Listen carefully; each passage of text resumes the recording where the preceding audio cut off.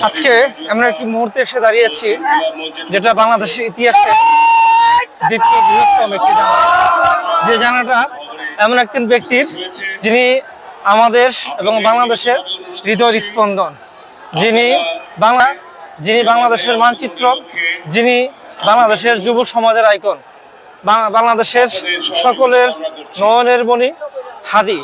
হাদি আজ আমাদের মাঝে নেই, কিন্তু হাদি আমাদের হৃদয়ে আছে। আজকের জানাজা প্রমাণ করে যে হাদির অবস্থানটা আমাদের প্রত্যেকটা বাংলাদেশের মানুষের মণিকোঠায় কোথায় অবস্থান করছে।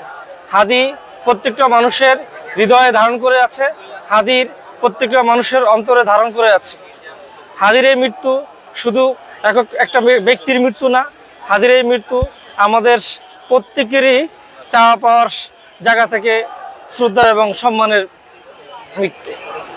আজ হাদি নেই, কিন্তু শত কোটি হাদি পৃথিবী বাংলাদেশের বুকে তৈরি হয়ে গেছে।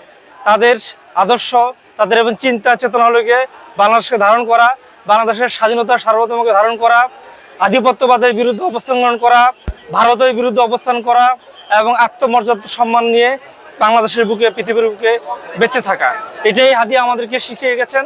হাদি হয়তোবা শারীরিকভাবে তার মৃত্যু হয়েছে, কিন্তু শারীরিক নয়, শুধুমাত্র তার আত্মিক মৃত্যু হয়েছে। কিন্তু হাদি বেঁচে আছে শত কোটি যুবকের হৃদয়ের মাঝে, শত কোটি মানুষের হৃদয়ের মাঝে। আমি গর্ববোধ করছি আজকে এরকম একটা হাদির জানাজা এসে নিজেকে শরীক করতে পারে এবং এই ইতিহাসের একটা অংশ হয়ে নিজেকে তৈরি করতে পারে। ধন্যবাদ সকলকে। আসসালামু আলাইকুম।